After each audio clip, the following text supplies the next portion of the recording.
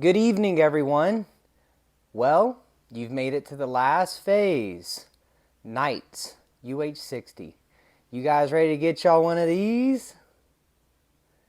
Yeah, that's the long and anticipated keychain that you get once you pass the mic course from Savorsky. They also give you a certificate from the signed from the CEO himself. You guys chose the right aircraft. Let's get into it. It's the last phase, UH60 nights, and then you got ALE, and then the Med Doctrine course if you're a 67 Joliet, or if you're lucky enough to be a 15 series and go. And then you're done with flight school. You're off to a unit, and you get to go fly at a unit. So, congrats for making it this far. Let's get into it. So, the hour breakdown of this phase of Blackhawks is going to be 22.1 aircraft hours and 4.2 simulator hours for a total of 26.3. So I think it is the longest phase of the Blackhawk course. Don't quote me on that, but I'm pretty sure it is. But as you can see from the hour breakdown, it's a pretty long phase. The schedule will be from 1800 to 2400, give or take. Of course, that is dependent on the time of year you're going through nights because of sunset and sunrise. But whenever I went, I recall it being from 1800 to 2400. Give or take, I mean, some nights we went home at I remember walking to my car at 1 or 1:30. But also I remember getting out earlier too, 11:30. But typically, I think the average would be about midnight. So throughout Blackhawks, you've been lucky enough to not have any academics. However, for just this phase, you will have 1 day of academics, and it's the AMVIS 6 refresher course, along with the HUD, the heads-up display class that you will receive. Now, if you recall for your BWS AMVIS familiarization class, it's the same guy that teaches it, and it's in the same building. He does both the HUD and the AMVIS refresher. You go there, you get a quick refresher on AMVIS 6, and then you get a HUD class. Right after the class, you take a 10-question exam, and it's just on the HUD, and it's an easy exam. And for those of you who don't know, the HUD, the heads-up display, is a little disc-like thing that mounts on top of your AMVIS 6. You didn't have them in Common Core, but you have them for the Blackhawk. It ties into the Blackhawk systems, and as you're flying, you can get your PFD data inside of your NVGs. So it's actually pretty cool. But being fairly new to flying, I think us new pilots are so caught up in trying to fly the helicopter at night under NVGs. I don't think a lot of our bandwidth is focused outside of the aircraft rather than trying to focus on the HUD. It will probably be useful I guess later in our aviation career, but I didn't find it as useful going through nights. However, everybody's experience is different. But yeah, so you'll get the heads-up display, and you can set it to whatever setting you want. It'll display your torques, it'll display your attitude, it'll display your airspeed. It's actually a pretty cool device. So you'll get a class on that, 10-question exam. It's pretty easy. And that class, both of those classes, is just 1 day. You'll go in there, your class leader will schedule it, and it's just 1 day. Exam should be on the same day it was for us anyways. And that's it.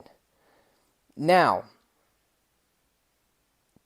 there is a systems exam that the nighttime cadre will give to you on your first night of reporting to them.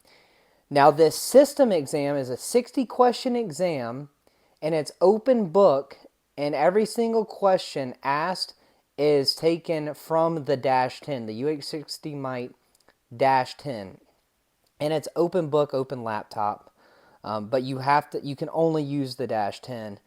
Now they word these questions in a way that you can't just copy and paste into the search button. It's actually hard to find the answer to the question. You really got to dig for it.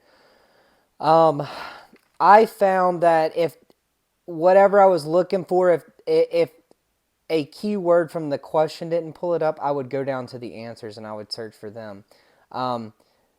You have to at least score a 90 on it, or you have to retake it. I recall everybody doing just fine. It's just a pain in the ass to search for all 60 of those, because you have to score at least a 90. So, your margin for error is slim on that. And then I wanted to tell you guys this. Prepare yourselves in this phase for a surprise 5 and 9 exam. 5 and 9s, it's free game throughout UH60 Mike qualification course. But the night cadre are notorious for springing on a surprise 5 and 9 written exam. Not the one that you take on Blackboard. This is like a packet that they hand to you and tell you to fill out. My class was fortunate enough to not get hit with it. I think the only reason we didn't is because we started off behind and then they flew us super heavy in the end to make up all of our hours. So I think they were so focused on getting us caught up that they just didn't have time to give it to us. However, the section across the hall from our class did get hit with it. And I think like 14 people failed. And keep in mind, guys, when I say failed, you have to get at least a 90 on a 5 and 9 exam. Anything lower than a 90 is considered a failure. So it wasn't like they didn't know anything. They just didn't know enough to get a 90 on it. If you do fail this surprise 5 and 9 exam, you will go get a counseling from the commander, but you don't have to retake it or anything. You just get a counseling. But hopefully that doesn't happen. My point is in telling you guys this, don't freaking sleep on your 5s and 9s. Study the hell out of it. I was studying my ass off in nights for 5 and 9 because I did not want to be one of the people that fell it. And plus you're going to go to your unit shortly after it, and you should be prepared to take a 5 and 9 there. So enough on that. So just to give a quick summary, remember ANVIS refresher, the HUD class, the HUD exam after the class, and then the systems exam, and then surprise 5 and 9. Just be prepared for all that and know that you're going into that. Now the eval is very similar to contact, except you're obviously now you're wearing your NVGs and it's at night. But as far as the maneuvers being graded, very similar. So just to refresh your memory on that, your VMC flight maneuvers will be graded, obviously. VMC takeoff. This time, all of your VMC takeoffs are going to be graded. So constant angle, vertical takeoff, level acceleration takeoff, and then rolling takeoff. I recall level acceleration and rolling takeoff being interchangeable. Of course, I chose to do the level acceleration over the rolling takeoff. I think doing a rolling takeoff is cool, but I've just done way more level accelerations. And by the time you guys get the Blackhawks, you will have done a lot more level accelerations and rolling takeoffs because you have skids and Common Core. You're used to doing the level accel. VMC approach is obviously graded. Roll on with or without aerodynamic braking. Slope operations, lockout, and then the auto rotation is optional and is up to the IP. I don't recall anybody getting graded on their check ride for the auto rotation. Now, I do want to put a disclaimer out there. I'm only covering the topics that are going to be graded, that you actually have to go to the stage field and perform. Keep in mind that the fuel monitoring and your pre-mission brief and all of that, those things are always graded on check rides. I'm not going to sit here and waste my time explaining every single check ride that those are going to be graded too. I'm just listing the items that you're actually going to be performing at the stage field in the helicopter. It should be common sense that fuel management and pre-mission brief and all that, that's always going on a check ride. So just to summarize what's going to be graded is the VMC flight maneuvers, VMC takeoffs, constant angle vertical, level acceleration or rolling, VMC approach, roll on with or without aerodynamic braking, slope operations, lockout, and auto rotation is optional. So I'm going to give you guys some tips on preparing for table talk for nights. Now, you guys have already passed the night's table talk. This time you have the UH-60, but you've made it all the way to this point in the UH-60 course. So by now, you guys are fairly proficient on understanding the systems and everything. So just keep studying for that. But some of the favorites that the nighttime IPs like to ask is explain daytime blind spot. Explain nighttime blind spot. What are the operational defects of the AMVIS 6? What are the cosmetic blemishes of the AMVIS 6? Name some of the visual illusions. Name the monocular cues. And explain how to do OSAP. Those I can almost guarantee you, if you're not asked all of those on a check ride, I can almost guarantee you will be asked those at least one time throughout your time at nights. Those are just the favorites, obviously. There's going to be way more than that asked, but those are some of the favorites.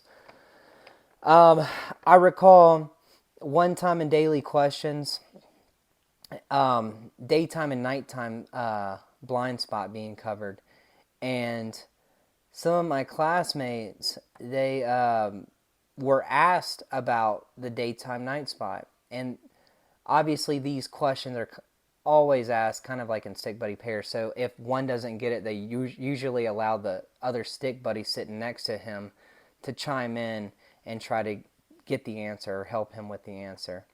But the guy, my classmate, he didn't know, he couldn't describe the daytime blind spot very well. So they asked his stick buddy. His stick buddy was confusing it with the nighttime blind spot.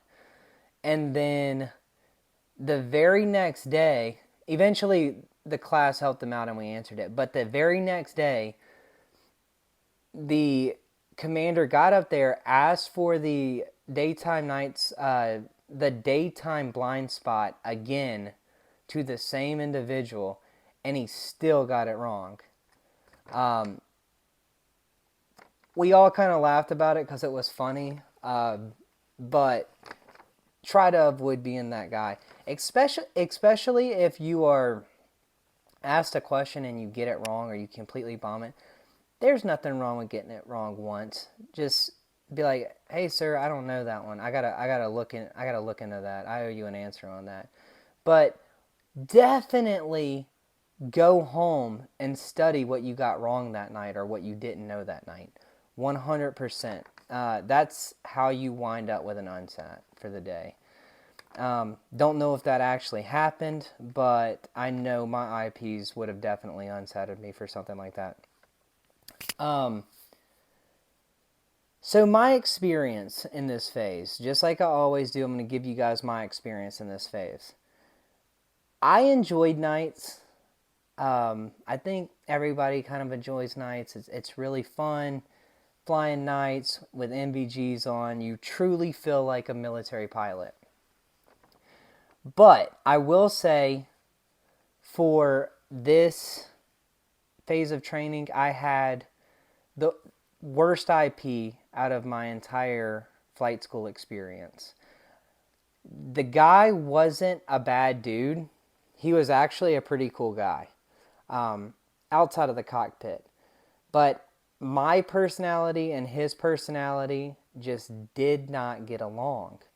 Um, and honestly, I wasn't alone in seeing this. He guest IP'd for a couple of my classmates, and just like you do whenever you normally don't get along with somebody, you're like, hey, did he do this that bothered you, or did anything he do bother you? And they all said, like, yeah, man, flying with him was a huge pain in the ass. Um, so cool guy. I mean, we had a lot of good conversations, but just when it got down to like him correcting me on something, or just his communication, it wasn't good. So I'll give you an example. He had this one pet peeve where when you're in the helicopter, the engines are on, you always announce, especially at night, when you're outside, meaning you're visually you're outside, or you're inside the cockpit. Both pilots do this. So if you come inside, that means you're reading your checklist, or looking at your iPad, or punching in a radio frequency. You're inside. So you announce, hey, I'm inside. And the other pilot acknowledges, okay, you're inside, expanding my scan. And then once you've done whatever you're doing, you announce that you're back outside again, and you're picking up your sector. This is important at night, but this guy just took it to a whole nother level. So in the run-up for the UH-60, there's a part where you transfer controls to one of the pilots. It's going to be your IP, and then you finish the run-up because the blades are turning, both engines are on, and you do everything else from there while he's got the controls. So it's the same every single night. I mean, the checklist doesn't change. So when you're in that part, it's common to get in a routine where you don't announce, hey, I'm inside, looking at the checklist. It's assumed that during the run-up, when you say, hey, you have the controls, I'm going to finish this checklist, you don't have to announce that. They should understand that you're going to finish running up the aircraft and you're inside. There was 2 or 3, maybe even 4 times where we were doing this run-up every single time, and he would look over at me, and he'd be like, are you inside? Are you inside? And I would be like, yeah, I'm inside. I'm finishing up the checklist. I'm finishing up the run-up. He'd be like, okay, well, you're supposed to announce that, aren't you? I'm inside. And when that type of stuff is going on, and you're a student pilot and you're flying at nights, your nerves are already shot. So your IP constantly doing that to you just fucks with you before you even get up off of the ground. So that was a big thing that he continuously did. That was annoying. Don't get me wrong. If we're flying and I come inside for a long period of time and I'm sitting there on my iPad and that's unannounced, yeah, 100% I agree with you. But when we're on the ground and I'm finishing the run-up, I don't need to freaking announce that every single time. Like, we've been flying together for a week or two. That's just my take on it.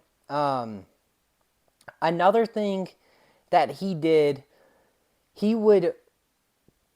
so when you get to the stage field, your IP will be like, hey, I want to see you do this. So just like I went over the maneuvers, the graded maneuvers at the stage field, he'll be like, okay, you're going to do a VMC approach on this one. Okay, and you'll go around the traffic pattern, you'll do a VMC approach.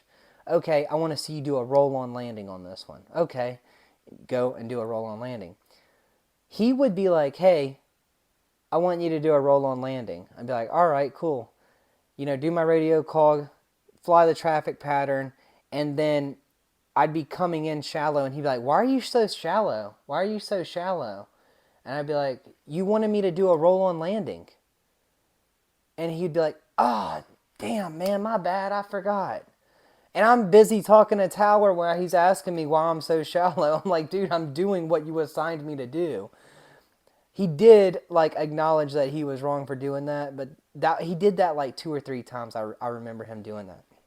So, and when your IP's doing that, you place a lot of confidence in your IP. So when he's constantly questioning you on things, like your confidence goes to shit and you start flying like shit. I don't want to spend any more time on that, but hopefully you wind up with a good assigned IP. I consider myself very lucky when it comes to assigned IPs.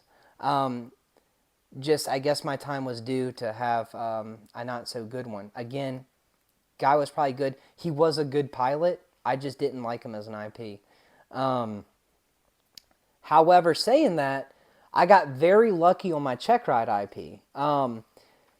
So I'm going to talk about my check ride story, just like I always do. So whenever I found out I had this IP as my check IP, I'm not going to lie, I was a little intimidated because this guy had a reputation for being one of those old timers that was just a stickler.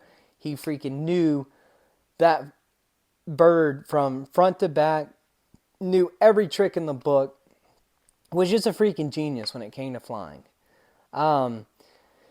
So when I found out I got it, I was like, oh boy, here we go again. Like, I'm not going to catch a break this phase. So we get him, and he says right off the bat, like, hey, I want to go out here and have fun. I'm going to ask you some really hard questions, and I'm going to see if you guys are prepared. But I'm here to develop you guys and to make you better pilots. And right off the bat, like, that's kind of cool to hear. Like, it shows, like, he's not there to freaking fail us. Like, he's there to make us better pilots, just what he said. And I love that attitude. And like I said in previous videos, like, I felt that way about every single IP out at low. I really did. The ones that I encountered anyways. So, he was very developmental. I mean, he taught us a lot. Just in that one flight, this freaking IP, like, taught us a ton about the UH-60. So he was asking us circuit breaker questions, and of course, like, we didn't know a lot of the shit that he was asking us because he was like, I would consider the questions, and most of the people would consider the questions he was asking pretty hard about the circuit breaker. What's this one power? What power is going to this bus when the helicopter is when the engines are off? Asking us pretty advanced questions. He taught us a lot about the wow switch, the wait on wheel switch. Very cool guy. But overall, the check ride went pretty solid. We did all of the maneuvers that I mentioned previously, and the check ride went pretty well. Overall, even though I had an IP that was assigned to me that I didn't really get along with, I still enjoyed nights. I love flying the Blackhawk, and it's a great helicopter to fly at night. So once you get back from this check ride, you get a certificate from Savorsky signed by the CEO himself, and you also get one of these cool, awesome keychains. So get your keychain, get your certificate, and move on to bigger and better things. The next video we're going to be talking about is going to be ALE and the Med Doctrine course. I know you guys have been following me for a long time on every single video, and we've been able to talk about flying, but unfortunately, ALE and Med Doctrine are courses that are required, and I need to cover because I told you guys I would cover all of the flight school classes. So that will be the next video. Stay tuned. I'm going to put out some great tips to help you guys be prepared for those courses. So tune into those. Until next time, good luck, guys.